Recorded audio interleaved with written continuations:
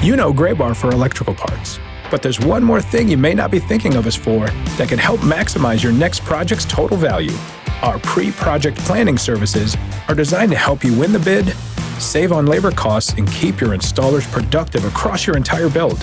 The sooner you call us, the better.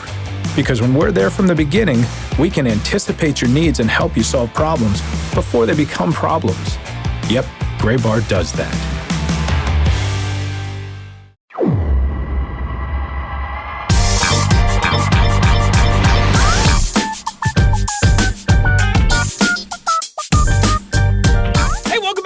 Edition of the Show Before the Show podcast, the official podcast of minor league baseball. My name is Tyler Mon, joined by Sam Dykstra and Benjamin Hill in New York City. What's going on, dudes? How are you?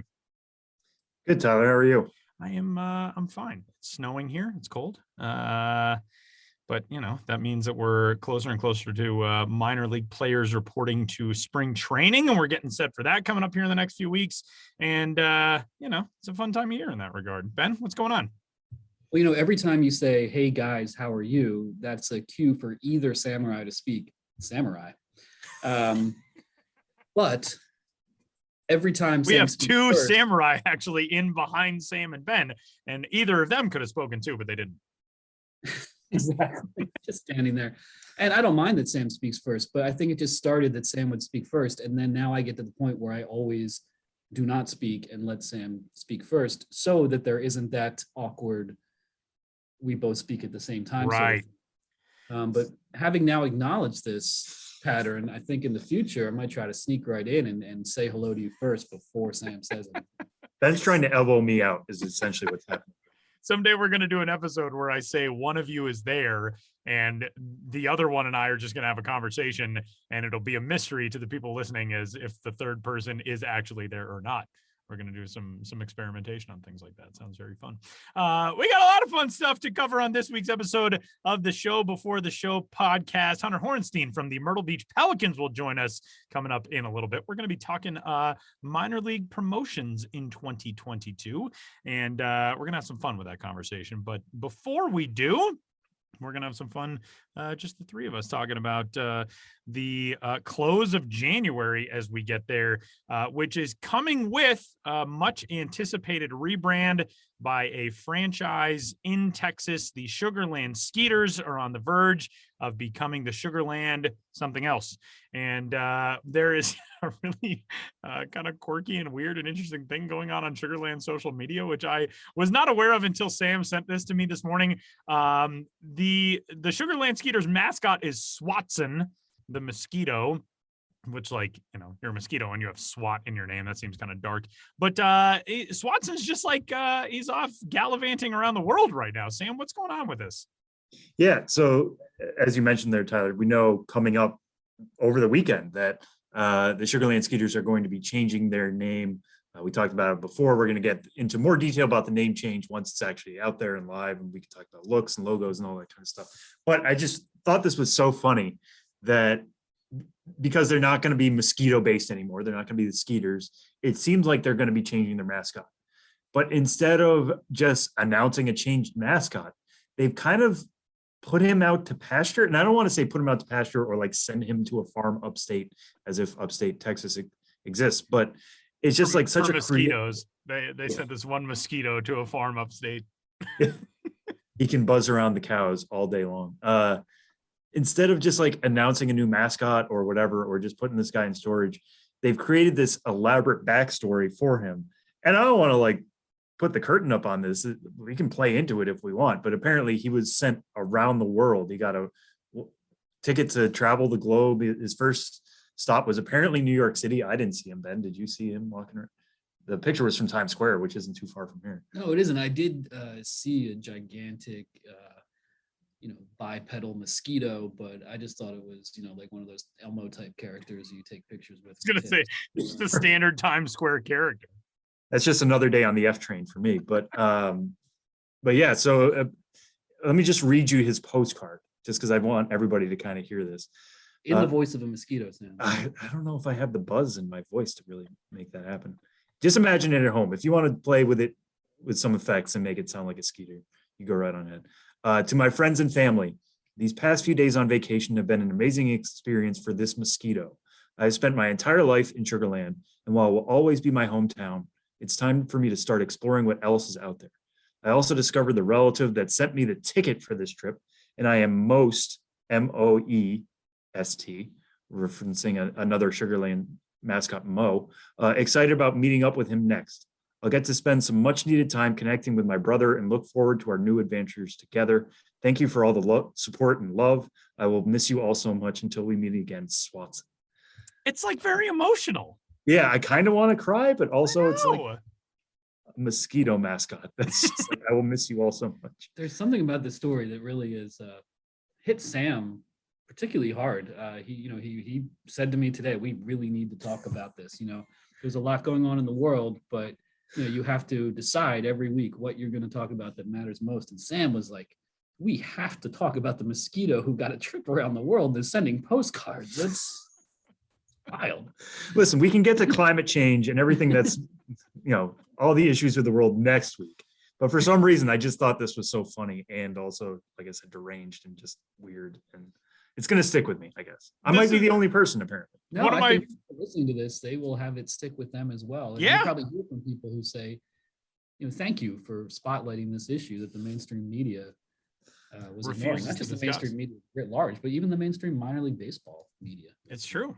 My favorite thing about it is the reality when you step outside of the narrative, the reality that somebody was sitting in the Sugar Land Skeeters front office and photoshopping a giant anthropomorphic mosquito into world destinations. Here is Swatson at the Great Wall of China.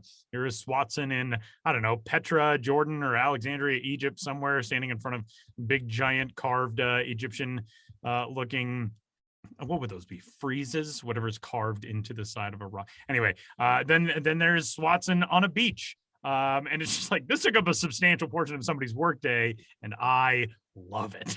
I love that.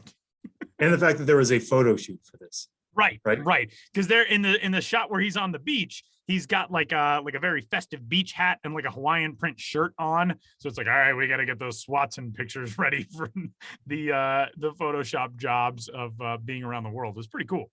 Yeah, in the New York City Times Square picture, he's hailing a cab. Right. Again, it's just not like a shot you have around the ballpark that we're going to take out of a picture we have and put it. It's like, no, he's got a bag and he's pointing to cabs, which are all going the wrong way. So he has some New York City things to learn. Yeah, he's still in the learning process.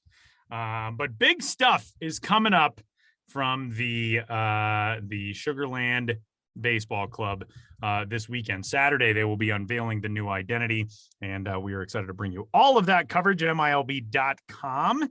And with that, let's talk a little bit of ballpark, guys, before we dive into our interview segment this week. Ben, you've got a latest and greatest, newest one up on the site right now. Tell us about it.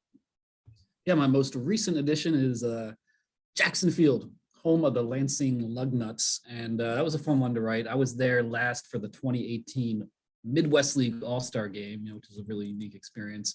And, it's a unique ballpark. And in writing the guide, some things came back to me. One, really interesting dimensions in this ballpark. It's in a downtown location where, they didn't have a real, a big footprint to work with architecturally in terms of fitting the ballpark in. So it is 305 feet down the lines at this ballpark. And then the whole fence is asymmetrical, with little jutting corners, and they don't correspond on one side to the other. So it's an interesting layout. And though it is 305 feet down the lines, that very short porch is offset by 23 foot high walls. So you don't see a ton of home runs down the line because one, the ballpark, it starts to widen out fairly quickly. And if you do hit it right down the line, you have a 23-foot wall to contend with.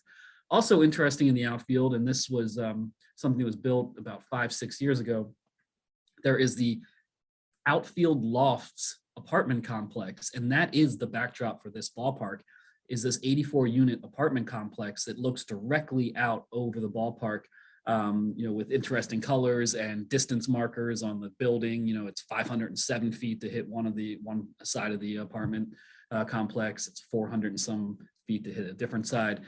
People who live in the buildings, can watch the games on their porch So it's just a really unique aspect of that, to have this apartment complex looming over the facility itself.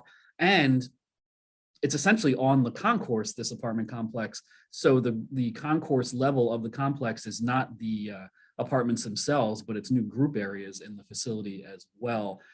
So it's a really unique add-on to that ballpark.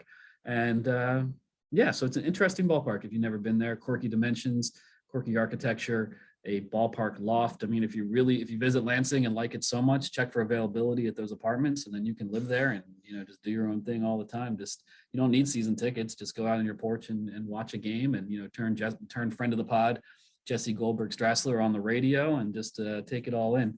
And Lansing, Michigan's capital, and it's right down the street from the Capitol building as well, for all you Capitol buffs who like to visit state capitals as part of your road trips. There's the river, there's 2 rivers, there's a confluence of rivers in Lansing, so kayaking and canoeing opportunities, lots of food and drink and things to do right around the ballpark.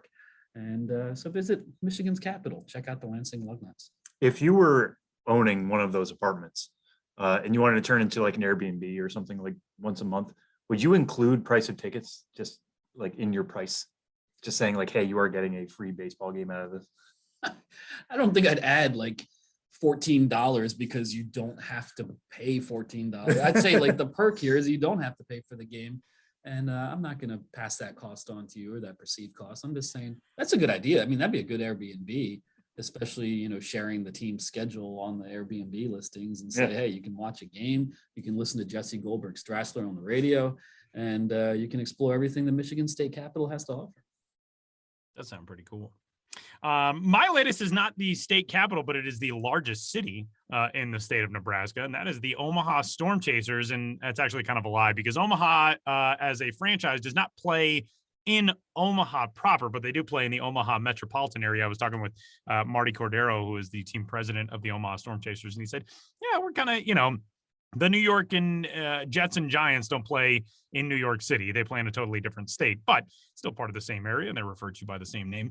The Omaha Storm Chasers are located in Papillion, Nebraska, which is just about 15 miles southwest of their former home of Rosenblatt Stadium, which is still sort of immortalized. Its infield still exists as part of a kind of an honorary complex on the grounds of the Henry Dorley Zoo and Aquarium, which is a world famous attraction in Omaha. But man, the Storm Chasers have done such a great job. I know there was a lot of conversation when they moved the franchise that was then known as the Omaha Royals into a new ballpark outside of Omaha when the College World Series decided that it was going to be moving into a brand new ballpark as well, which is now known as Charles Schwab Field. It used to be TD Ameritrade Park, a new name for this year. But separating those two things into separate stadiums, I think a lot of people had questions about, and the Storm Chasers have really made it work. Warner Park is gorgeous. It is a really cool, clean, open stadium. You walk in directly at concourse level from the parking areas. There's fantastic concessions, a place that has one of the largest berms in minor league baseball, and just everything cool and modern that you would want in a current minor league ballpark. And it's a great place to check out a game. It's a vastly underrated city. Omaha is an awesome spot. And, it's one of those places that I kind of drew in the lead to that story. It is one of the real guideposts of baseball culture in America. There's the Little League World Series in Pennsylvania, and there's the Baseball Hall of Fame in Cooperstown. And in Omaha, there happens to be the College World Series, which is one of the major stops along the baseball road. And so it's a very cool place to go, and you can check out all things Omaha Storm Chasers at milb.com/fans/ballpark-guides. And with that, we are set to pivot to this week's interview segment as Hunter Horenstein from the Myrtle Beach Pelicans joins us coming up next.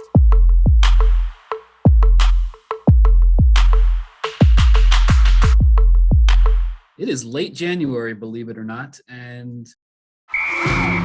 All right, listen up, nacho chips. Quiet down, crispy potatoes. This is the moment Velveeta's been preparing you for, and you're not about to crack under pressure.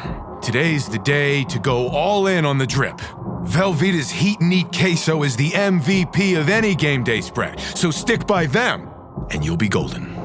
Now get out there and make delicious history. No tailgate party is complete without Velveeta.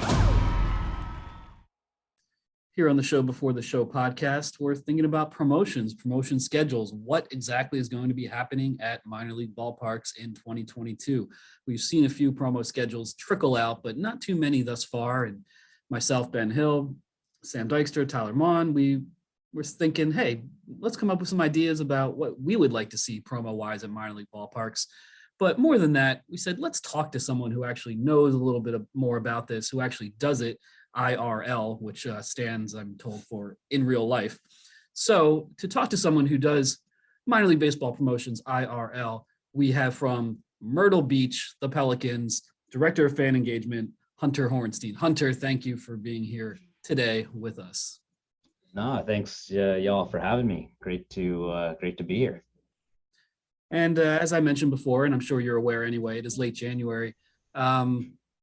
You play a very large role in putting together the Pelicans promotional schedule. About where are you in that process right now?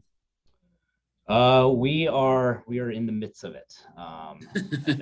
We're in the midst of it. I know January is kind of that start of it. Once we get back from the holiday break of December, it seems like now we are racing towards the starting line. It's the race before the race, so to speak, or the race before the marathon, I should say.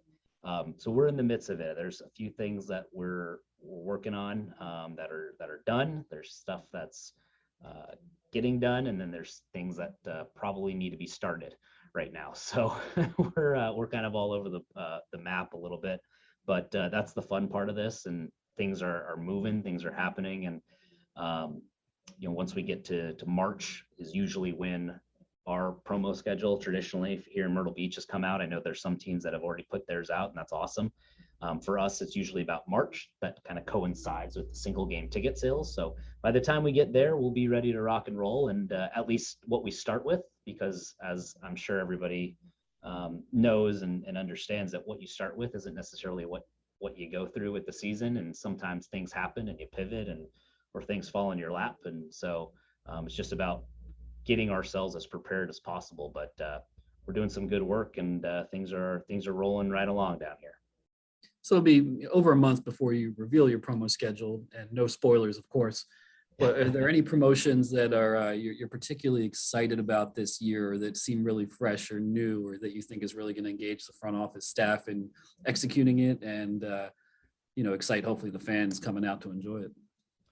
Yeah, for us, I think we have over the last couple of years really come to understand what our philosophy is down here as far as engaging our audience and engaging the people that come to the ballpark.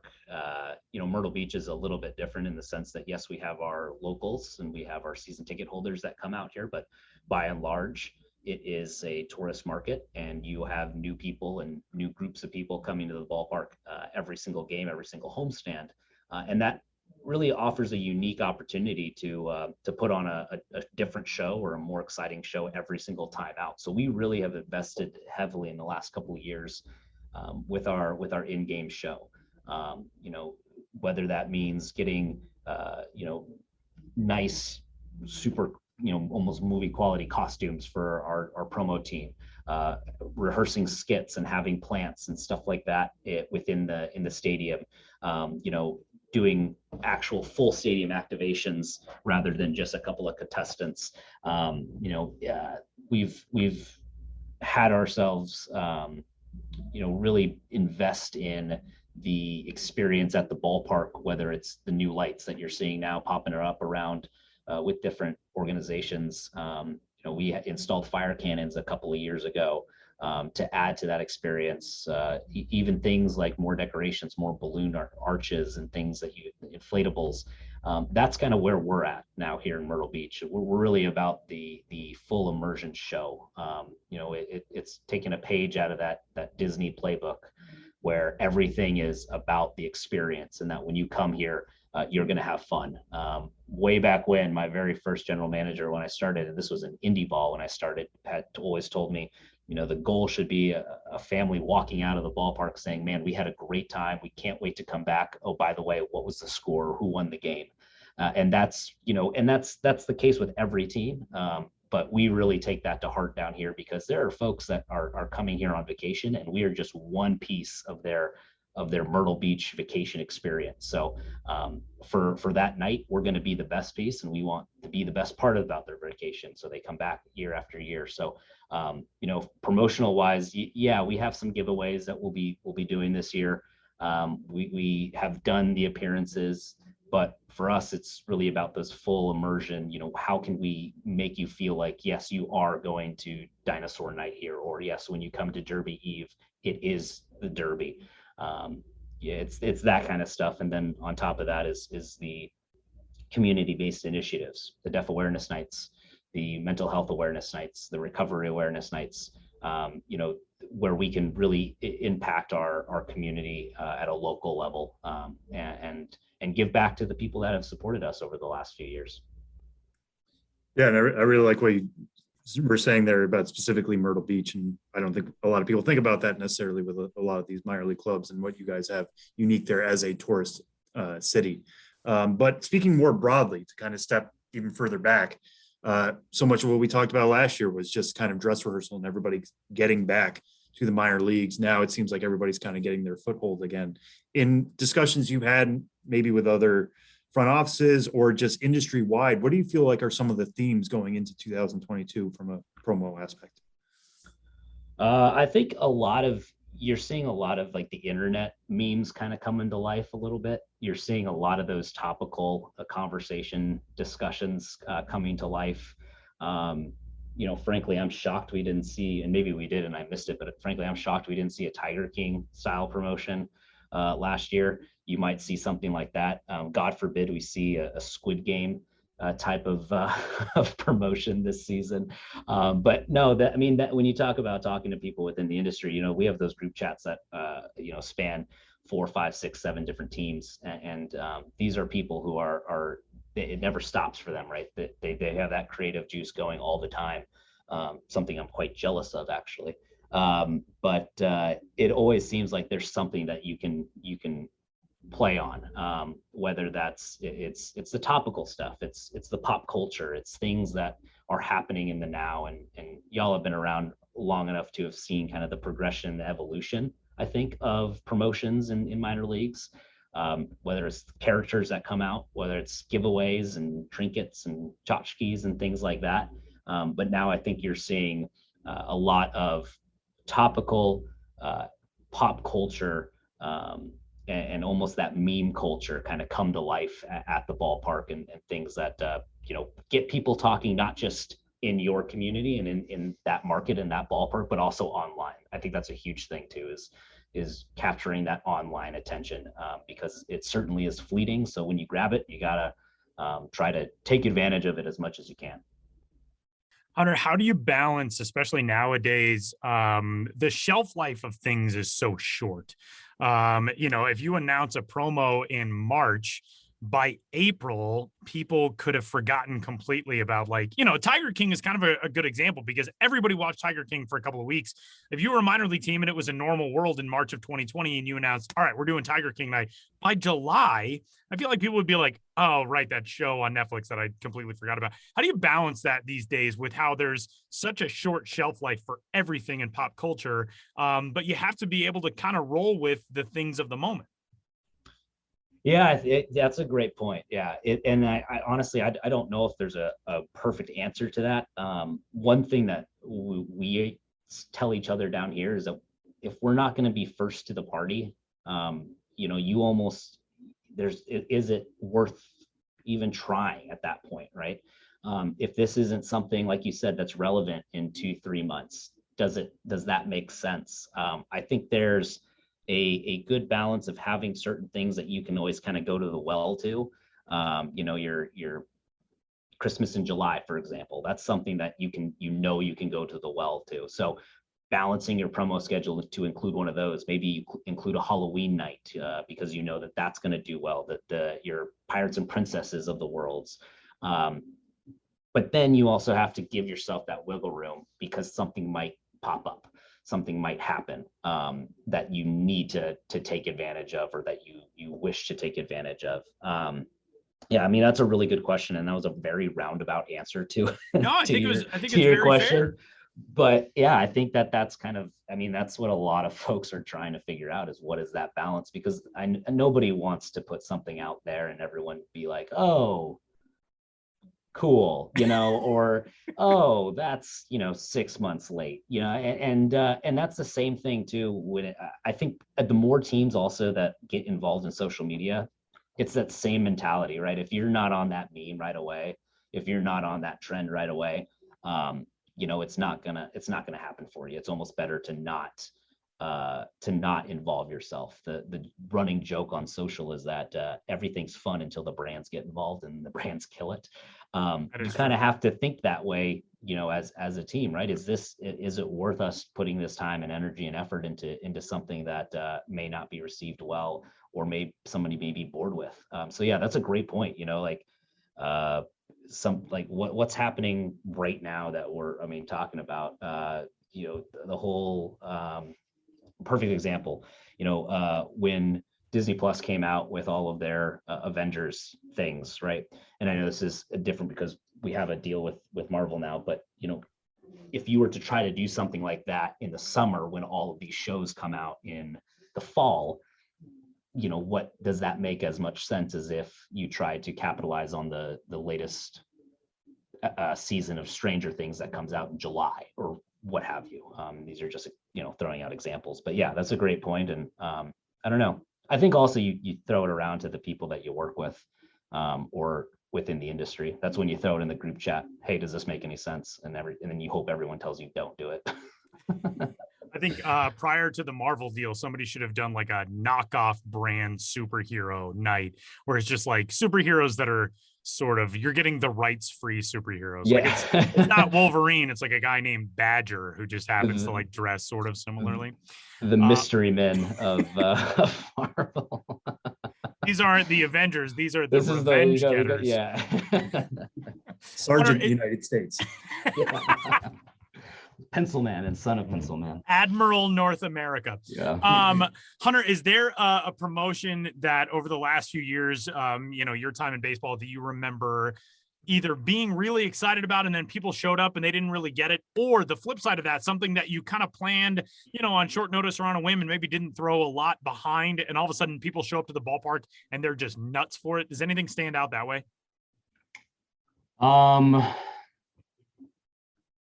I think there are, and I'm trying to think how I can delicately put this, so that if by any chance Ryan Moore listens to this, I don't get in trouble. Friend of the podcast, Ryan Moore. Yeah, he's always emailing me his thoughts on every episode. So, and I got to be really careful here, because the last time I talked about this, it came off as if I was throwing him under the bus, and I had a talking to about that. But we were going to do Glitter Night, and I think everyone was pretty excited about it here internally. I think the only people that may or may not have been that excited were our grounds guy at the time, our stadium operations manager, and probably me. The people who have to clean things up. Yeah. But everyone else, I think, was pretty excited. And then, we went into it, and I mean, it was okay. I don't think, it was anything great. I think if you're going to do something like Glitter Night and really blow it out, you have to, dump glitter into the stands onto people. And if I would never want to do that for many different reasons. So, we tried to do it as big as we could but also fully knowing that, we're the ones that got to clean this up. So I think maybe that was one, and just more so the internal excitement for it. And then it actually happening. I think people might have been a little, not put off, but I think they might have been scratching their heads a little bit. Either that or one, actually, now I'm saying this, one that really was exciting. 2016, we did Bring Your Own Instrument Night. And that one was really exciting. And we were all fired up. I remember I had those thumb cymbals and I never stopped. Like I looked like the monkey, the the little monkey. monkey wind-up Yeah, toy. I looked like the monkey doing that. I mean, we had everybody had either kazoos. Ryan Moore went out to a pawn shop and bought a snare drum. He can't play the drum, but he was hitting on the drum the entire night. You know, we gave out kazoos and wanted people to play them, and you know, Kristen Call had her guitar out and stuff, and that was something that we were really, really excited about. And nobody was pumped. The fans weren't really, it flopped. It completely flopped. You know, the whole idea was that we were going to get high school bands involved. Well, it's summertime. They're not in school. Like it just did not work. And it was just a bunch of minor league front office staff members just blowing into kazoos by themselves. But that was fun. I have some good memories from that. Yeah. Well, you know, you don't know if something's going to work until you try it. And myself and Sam and Tyler, you know, we have some of our own ideas for promotions in 2022. And, you know, wanted to, you know, kind of run those by you. You don't have to, you know, judge them or anything like that. But, you know, it's kind of like as if this was a front office meeting and just pitching ideas out there. So feel free to jump in. If any of our ideas, if you think of something that would add to it, or if you think, no, that's a horrible idea and here's why. But we'll just briefly share a few ideas we had. And Sam, let's start with you. Yeah, so I had to be true to myself. And initially when Ben and I were talking about this, we were trying to think, Ben, you used to do blog posts on this. What is an anniversary this year? What is something that came out 10, 15, 20, 25, even 50 years ago? That could be turned into a promotion. So I started digging around a little bit, and I thought 25 was a nice round number. So I went to 1997 movies, and one of my favorite movies of all time came out in 1997. It came out in December. I think it was wide release in January. So it's a little bit iffy if it's a fit here, but everything I've read is that it's a 1997 movie. So we're going to go with it. It's the 25th anniversary of Good Will Hunting. And now there are several teams around the New England area that could do this. Worcester's an obvious fit. New Hampshire could, Portland could, even Hartford if you want to go that far out. But I'm just imagining any of those teams for the night rebranding as say it all together, the Apples. So then everybody can come in and start yelling how you like them apples. Now, wouldn't the team just be them Apples? It could be them apples. There you go. That's what would be on the jersey. It would be them apples going across the chest. We could maybe get the Fort Wayne Tin Caps involved somehow. They obviously have an apple component to their hat. I don't think the people of Fort Wayne necessarily have the same ties to Good Will Hunting that I or many New Englanders do, but hey, we can go with it. I was trying to think of like, who can we get out to the ballpark? I don't think we could get Matt Damon or Ben Affleck unless in Matt Damon's case, we involve crypto.com somehow. Ben Affleck seems busy on multiple projects. Stellan Skarsgård and Minnie Driver, again, probably too big, but some of the other people involved, Cole Hauser, he was like the other guy in that crew. There was Casey Affleck. Again, Casey Affleck, probably not going to get him, but there was that crew with Ben Affleck, Matt Damon and Casey Affleck. Cole Hauser was the other guy. Seems gettable to me. And then I would hope somebody would have the walk-up song of Miss Misery by Elliott Smith. Maybe we play it as everybody's leaving the ballpark. That is obviously the song that Matt Damon's character, Will Hunting, is playing while he's driving down the West Pike West to go to California. And the other idea, or two other ideas I had for this real quick. As anybody remembers, Matt Damon says he has a bunch of brothers. I always get a kick out of when minor league teams have this promotion of if your name is so-and-so, you will get discounted tickets or free tickets. So these are the names of Will Hunting's brothers. Whether it's true or not, we never quite know. But there was a time in my life when I could recite this. Do you want to try it, Tyler? No, Tommy, Ricky, Davey, Bobby. I don't remember. I wrote Johnny it down. And Brian is how it ends. Yes, it's Marky, Ricky, Danny, Terry, Mikey, Davey, Timmy, Tommy, Joey, Robbie, Johnny, and Brian. And I will do it again as Matt Damon does in the movie. Marky, Ricky, Danny, Terry, Mikey, Davey, Timmy, Tommy, Joey, Robbie, Johnny, and Brian. If you have any of those names, which I grew up with a lot of people who have those names, you can get 50% off tickets. We're going to have to do this on like a Tuesday or a Wednesday, something in the middle of the week. So we're not just giving off 50% off tickets to elite games. But yeah, that's in terms of anniversaries. I think that could hit a lot of nails on the head. And I just want people yelling how you like them apples to the opposing team, the opposing dugout and bullpen and all that kind of stuff.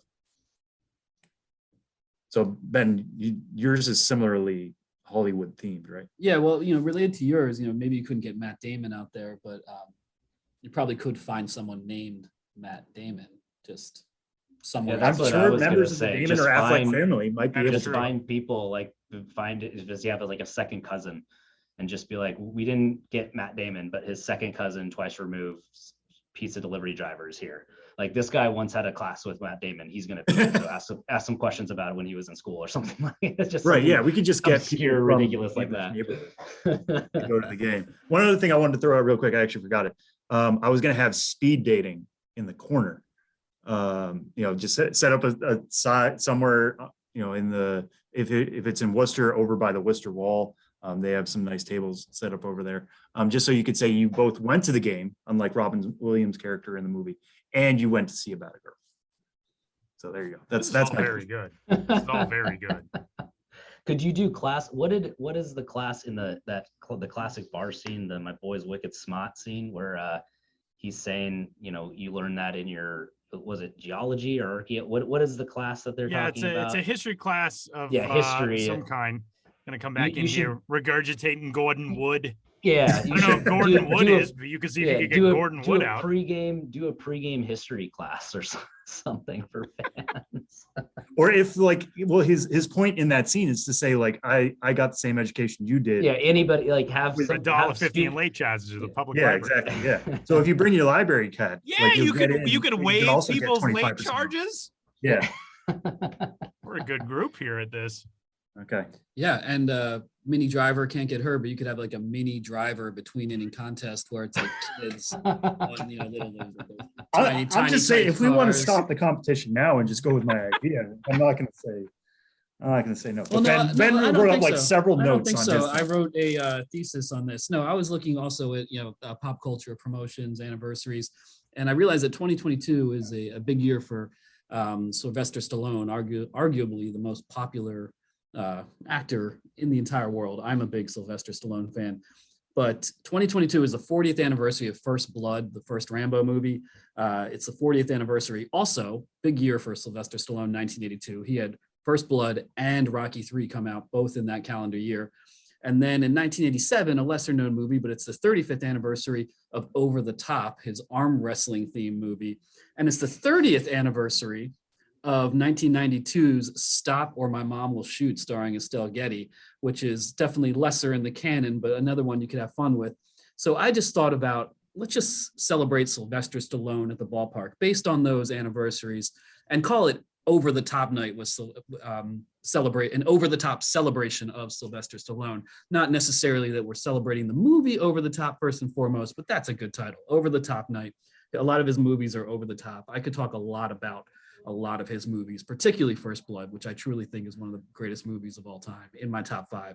I understand it's not really family friendly. You don't want to really talk about a wounded, a psychologically wounded war veteran and being abandoned by your own country and ultra violence. I know that doesn't translate the ballpark, but Rambo is so well known in pop culture. And one little aspect related to Rambo specifically is there's that quote where he's talking to Troutman and he says, they drew first blood, sir. And I think when the opposing team, if they score first, not just on a Rambo night, but on any night, have the opposing team score first, and on the video board, they drew first blood, sir. Like now we're going wild, I just think that would work 100%. I was thinking, maybe he's a survivalist. He can survive in any situation. You got some between inning contests, maybe who can, pitch a tent the fastest. So the Rambo wouldn't have a tent. He just build it out of sticks and leaves and whatnot, but there's only so much you can do. Rocky III, I think there's more you can do with that. Of course, Eye of the Tiger, montage scenes on the video board featuring the mascot. I thought a funny between inning contest would be, at the end of the montage when Apollo and Rocky, they're training together, then they're on the beach and they run towards each other and jump up and down and kind of hug. I think it'd be good to get fans to do their best reenactment of that moment, to run towards each other and hug and see who really has that best energy. Mr. T lookalike contest, a Rocky lookalike contest. There's motivational speeches for that movie that could play, if you're down in the 9th inning. all sorts of stuff related to that. And then Over the Top, that movie's about arm wrestling. So I'm thinking you have to sign up for this, and throughout the game on the concourse, there's an arm wrestling tournament. And then after the game, before the fireworks, because of course they're fireworks, there is the finalist for this arm wrestling contest.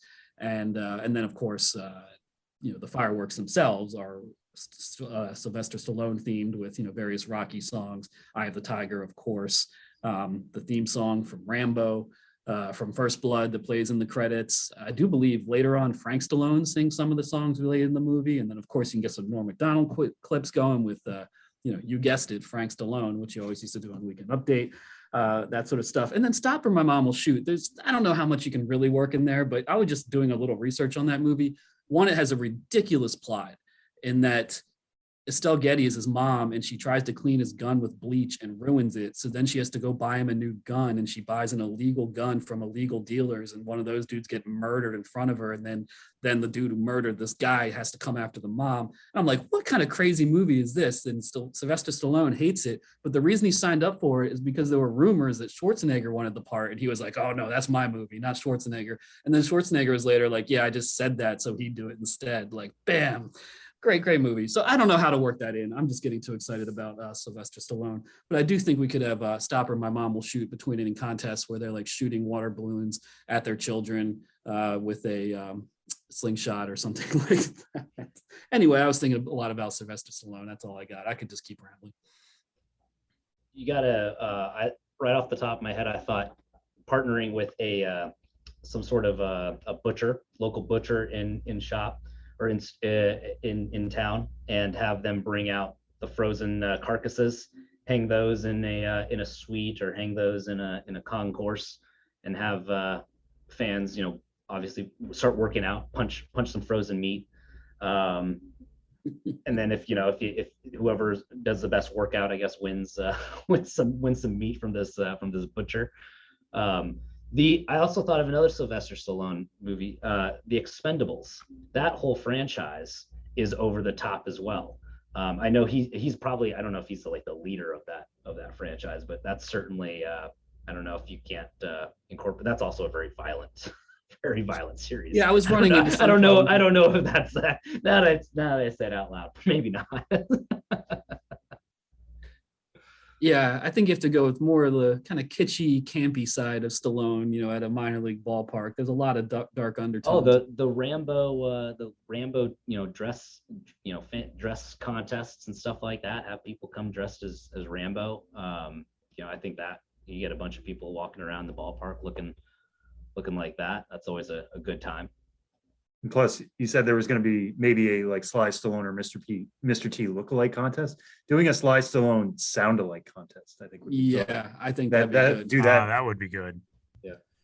Yeah, and I do think of the mascot boxing. Maybe you can bring in a mascot from a local college, university, set up some rival and have a mascot.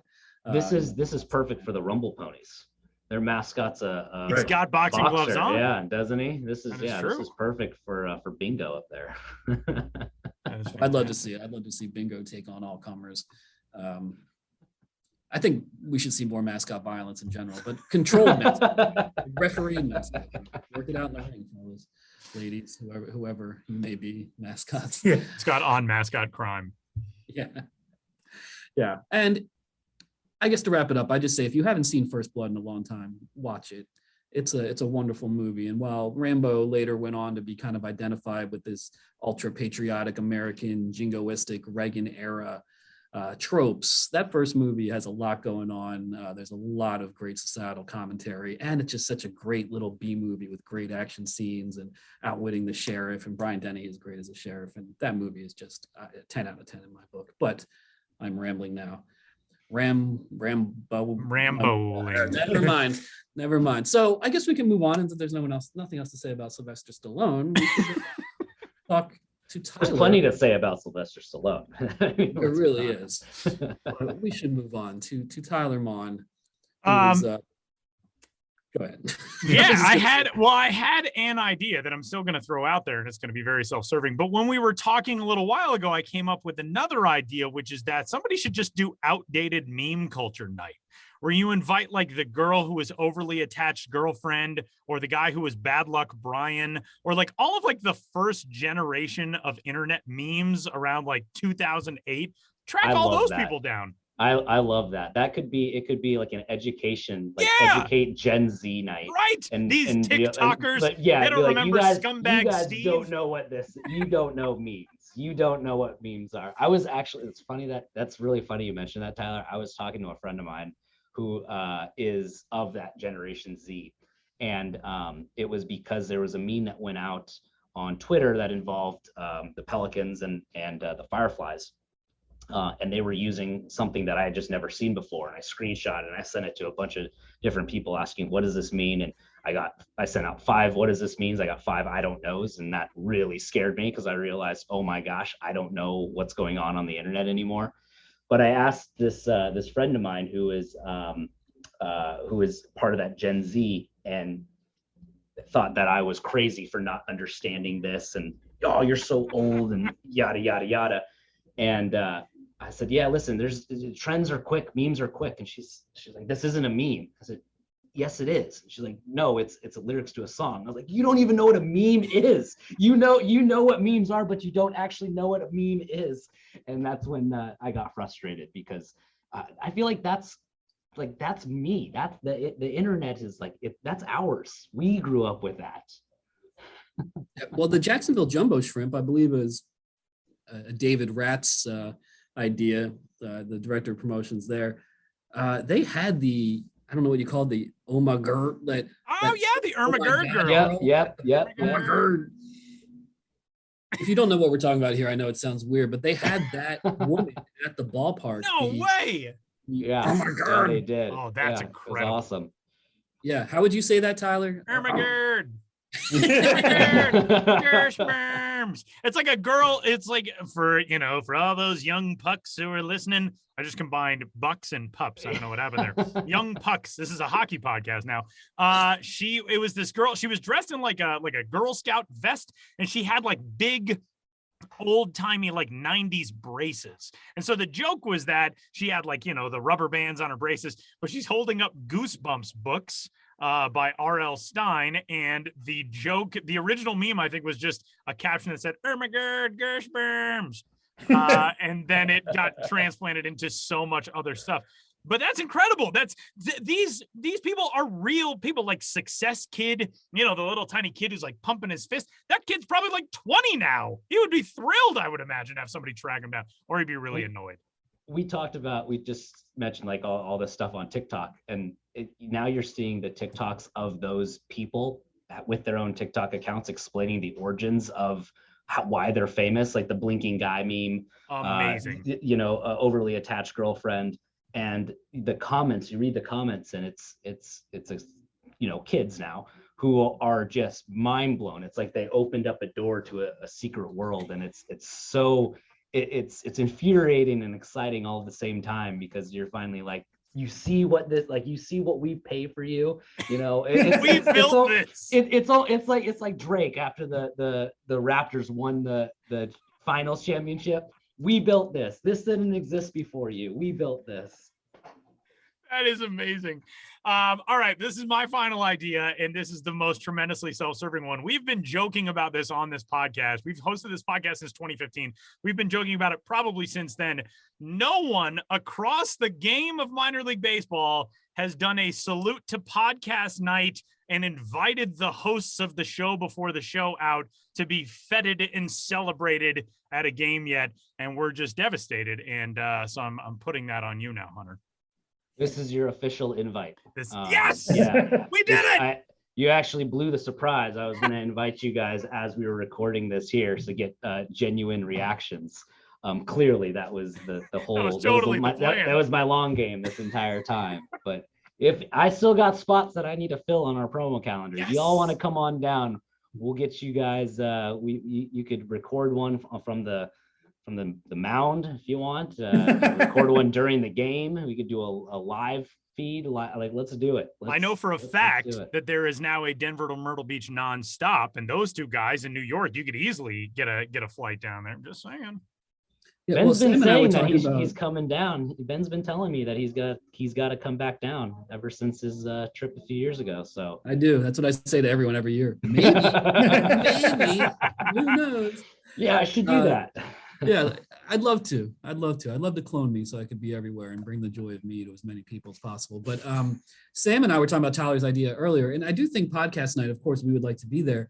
But, you could also have some fun with it, I think, in the sense that there is that cliche fact there / truth that everyone has a podcast. So I think any market could find a lot of podcasters, and be kind of funny to have everyone with a podcast throw out a first pitch and have like 27 people lined up there. But it also could serve as a networking and promotion event for the podcast, for podcasters to in the area to meet each other, be guests on each other's podcasts, because most podcasts are people from other podcasts talking about their podcast to someone with a podcast, and it kind of collapses upon itself.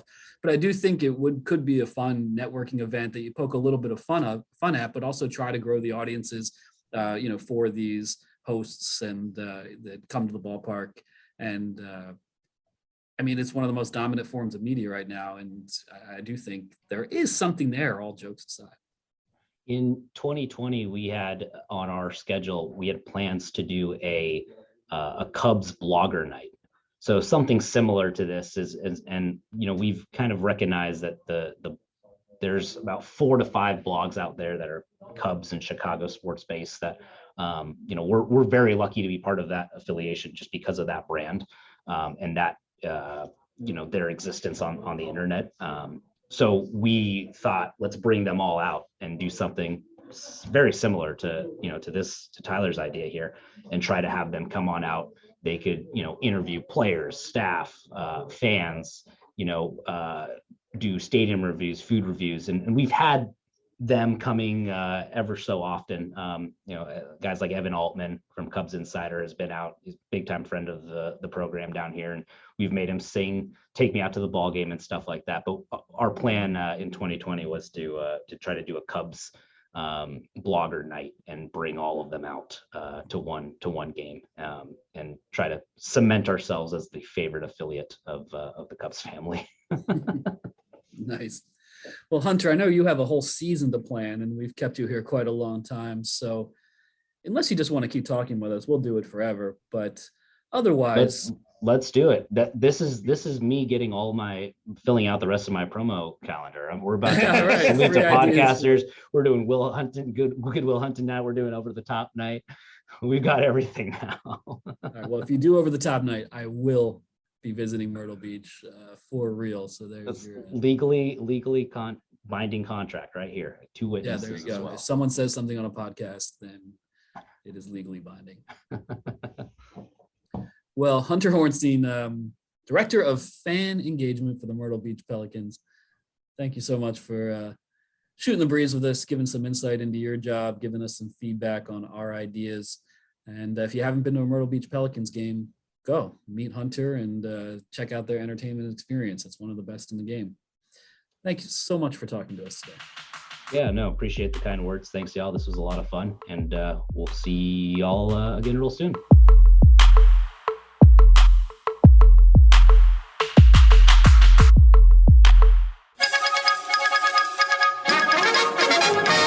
We interrupt this podcast to bring you another thrilling edition of Ghosts of the Miners. Now, here's your correspondent and host, Joshua Jackson.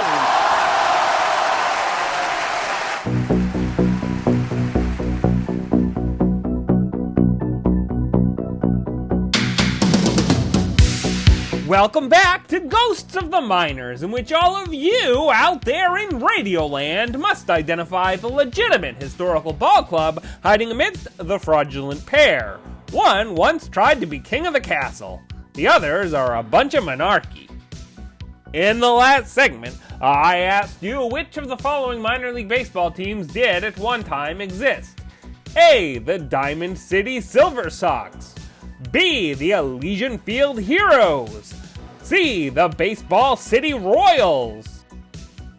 You might think I'm jesting, but C. The Baseball City Royals held court not 2 score ago.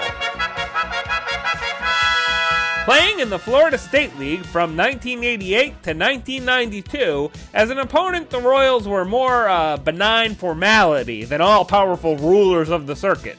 And it doesn't take a queen-sized intellect to surmise they were a Kansas City affiliate. More of an unofficial fiefdom than a sovereign municipality, Baseball City was in a town some 30 miles southwest of Orlando known as Davenport, part of the presidentially named Polk County.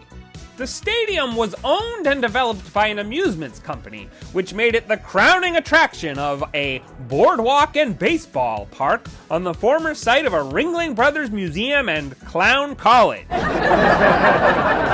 But boardwalk and baseball was no joke.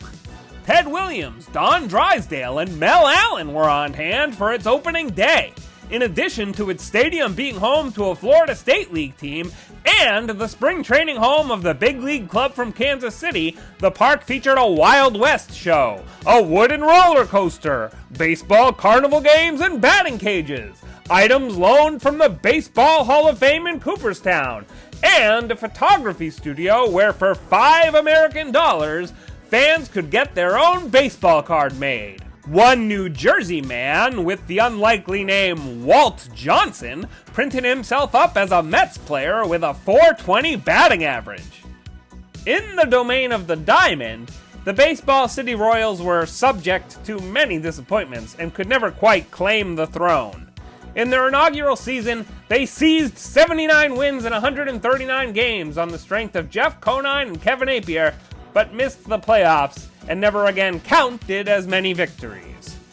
In 1990, the theme park closed, failing to compete with the nearby Magic Kingdom, and after the 1992 season, the Royals exercised their divine right to relocate their affiliate to Wilmington, Delaware, where to this day the Blue Rocks reign, although they've since become an affiliate of the decidedly more democracy-themed Washington Nationals. And that was it for the dynasty of the Baseball City Royals. Now, on to the question for next time.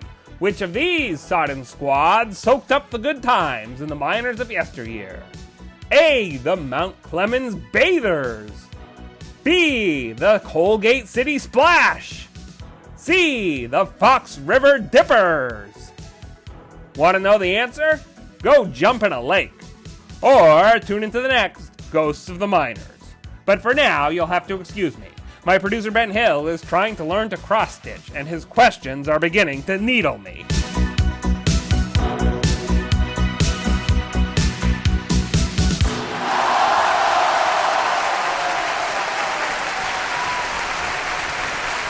Tremendous thanks, as always, to our old-timey news anchor, Josh Jackson, for joining the show and enlightening us on another illustrious chapter in the history of minor league baseball with Ghosts of the Miners. And we're just about set to close things up for this week's episode of the Show Before the Show, but not quite yet, because Ben has something for us.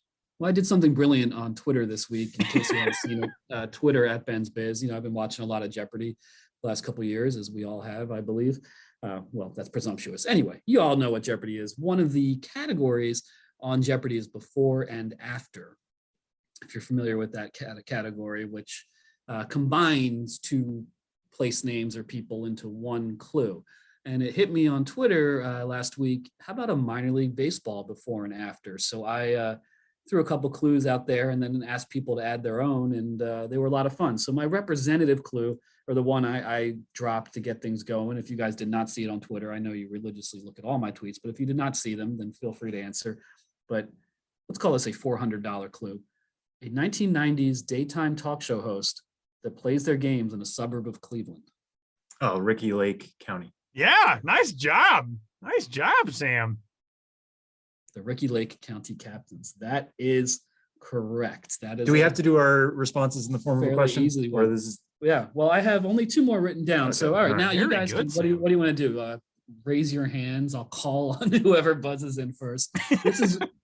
This is one that was one of my favorites, even though I was not able to get it in the replies. It was a Twitter user @_steamed_hams, a Simpsons reference, of course. But this Twitter user submitted this clue, which I think is a good one. White Sox affiliate in North Carolina that was an early 2000s emo band fronted by Chris Caraba. That would be, well, I don't know how this would work as it's the Good Charlotte Knights. Wow. Wow, that is not correct. What? Wow, but how well does that work? No way. A White Sox affiliate. So think of another White Sox affiliate in North Carolina. There's multiple of them. There are. There's Yeah, they're all three. in. There's three. Is it the Winston-Salem Dashboard Confessional? Oh! Correct. Well, and that's why I knew mine was wrong, because mine was flipped, because I had Right. because I had the team name second, and I was like, well, that could work. I mean, Nice there are work, probably a lot of Sam. people yelling at their podcast device right now, just being like, Chris Caraba wasn't in Good Charlotte. Right. That was But I wouldn't have known that. That Yeah, seems like I a very wouldn't good have known guess. that. Yeah, Yeah. I didn't know that either. Yeah, I but, wouldn't have fact known the that you guy's came name. up with a very incorrect, but nonetheless really viable alternate answer is, and this one's pretty easy. This is because one I Good just came Charlotte up wouldn't have with. been emo. They would have been more punk. But anyway, Pop punk, yes. Yeah. But still, good, admirable guess, Tyler. Here's a pretty easy one. A hit song for Bonnie Tyler incorporating railroad terminology. I don't even know Bonnie Tyler. Yeah, I don't know if I know terminology. I feel with railroad terminology, there are many possibilities. I don't know. Yard goats is railroad terminology. Oh, you're on the right track there. Okay. Who's answer. Bonnie Tyler? See, once I say this, you will know who she is. Is it going to be My Milkshake Brings All the Boys to the Yard Goats? That's That would an be alternate clue we hilarious. could have But it's written. that's definitely not a Bonnie Tyler song, because I have no The idea answer- who Bonnie Tyler is. The answer is Total Eclipse of the Hartford Yard. Oh, I've That's actually good seen too. that music video a lot. For some reason, we watched that music video a ton in college. Huh. It's just very surreal. interesting. No, that's definitely somebody. We all know the song, but I didn't know the song. Yeah, I'm a child of the 80s, and I had no idea who that was by. Those are great. Those are really challenging. Yeah, there's a lot. If you go to Twitter at Ben's Biz, scroll through a little bit, well, enjoy each tweet as you go. And then you'll get to me asking some of these on Twitter, and then a lot of great clues dropped in the replies. The reason I brought this up right now on the podcast is several people along the way said, oh, you should do this on the podcast. You should quiz Tyler and Sam. So I think this is a recurring thing we could do. I like it. Dropping these sort of clues. And of course, if you have any of your own, you can add to that Twitter thread. You can email me. You can email the Show Before the Show podcast. We're accessible, and we want to keep this rolling and have some fun with it, like we do with everything. Maybe don't email, because if you email, Tyler and I will get them. Oh, that's true. True. Email me. That is Okay, true. yeah. Yeah. All right. I am the quiz master. I am the host. Get in That is touch with true. me either at Ben's Biz or benjamin.hill@mlb.com. Drop some clues, and then I can use those to quiz the very smart, agile, and well learned Sam Dykstra and Tyler Mon. Two guys who have definitely been educated at some point in their lives. I'm sorry to all Dashboard fans. I'm so embarrassed by not even recognizing Chris Caraba and throwing out Good Charlotte there. But now we have another one that we could Yeah, well, build Tyler, around the that's like- same yeah. exact premise. Write that Good Charlotte Knights clue. Get it out on Twitter, man. We got to have some fun with it. Oh man, that is fun stuff. Well, a huge thanks everybody for joining this week's episode of the Show Before the Show, including Hunter Horenstein from the Myrtle Beach Pelicans and our very own Joshua Jackson. And for those dudes in New York City, Benjamin Hill and Sam Dykstra, my name is Tyler Mon, and we'll talk to you next week.